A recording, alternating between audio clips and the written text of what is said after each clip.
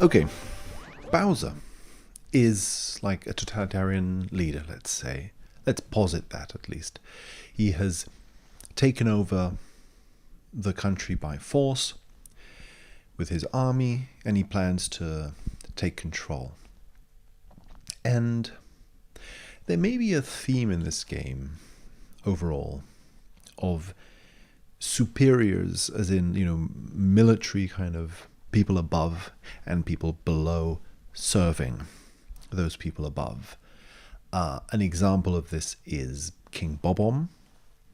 We have King Bob-omb, who is the leader of his Bob-omb armies, and we also have Womp King, whom we don't really see who he's controlling, but he's a king and has a bunch of, I guess, people under him as well.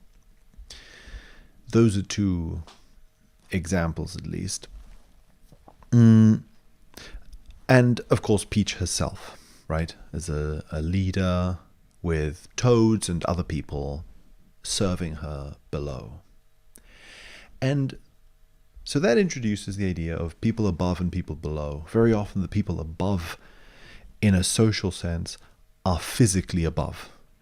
They are literally in a high place physically, like a mountain or something. And so Bowser, as totalitarian leader, is at the top of the castle. He has placed himself at the top of the castle. To reach that final battle, that final confrontation, one has to rise up the different levels of the castle and go up to the most top place of the castle, at the top of the tallest staircase. And up there you have this final battle with Bowser. After defeating him, finally, Peach comes back, is sort of returned to the castle in this sense.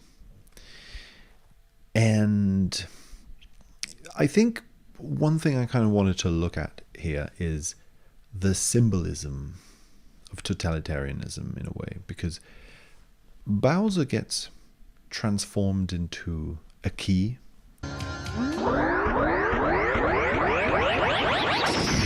When he dies. And this key allows you to access different parts of the castle and finally access him. He is at the end of this big chain of keys and access points. The reason why this is calling to me recently is because Bowser possibly gets dematerialized. I think that even after the battles, he sort of explodes into million molecules. He just, like usual enemies in video games, explode into like blasts of light or whatever. So we're dematerializing him. Bowser has materialized in the castle, and we dematerialize him. We transform into something non-material, possibly then into an idea. That's my positing that I want to make here.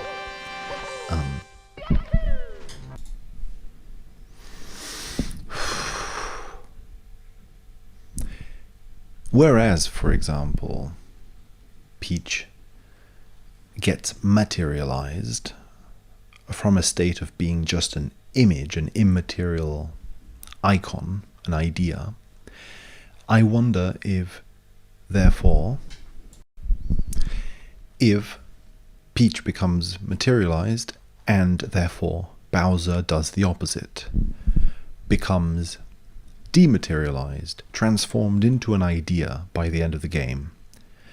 I wonder maybe if this idea that Bowser gets transformed into is the idea of totalitarian power as a sort of mandala with a leader in the center, like at the top of a mountain, and then a bunch of concentric other people or figures surrounding it and organizing themselves around it as, magnets organizing files on a board or something like that. And if that's the idea that gets expressed from Bowser, why? Why is there perhaps the need for that idea to be expressed in this game? I wonder, after all, we have all these ideas of big things and small things, tiny, huge island, a big person, a small person, and the interaction between them. That in itself already points to duality. There's two things. There's a big thing, there's a small thing. There's a tall thing, there's a low thing, And there's a hot thing, there's a wet and a dry thing. Maybe this expression of duality, Mario sees himself in the mirror and sees two things instead of one, could be the opposite to what was happening at the beginning, as I expressed in the previous video, of perhaps Peach's castle originally, or maybe in essence primordially, being a sort of oneness between subject and object, between the queen and her vassals. Everyone behaving in a sort of unified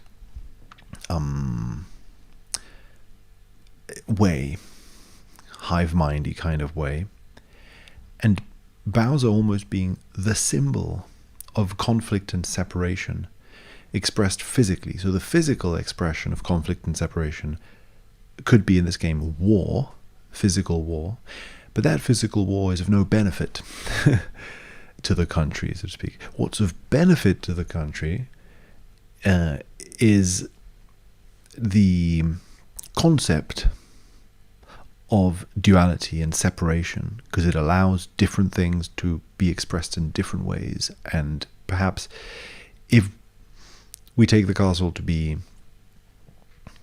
kind of a symbol for the mind or something, for the psyche, it's as if the separation itself, disentanglement maybe from an object that you were very kind of toxically maybe attached to in modern parlance, the concept of disattachment appears, right? In its guise as war and physical conflict, it is of no use. It is just as before. It's the same sort of attachment.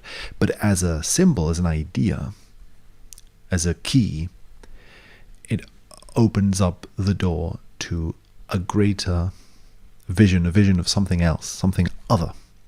And seeing something else introduces, like Mario seeing himself in the mirror, you see something different, a different perspective on the tiny, huge island world. Seeing something else implies duality. So, like, it's almost as if novelty, something new, emerges through this concept of duality that before maybe was stuck in a sort of primordial hole or something. I don't know. Those are some thoughts on what may be happening here. So thanks for watching. Bye.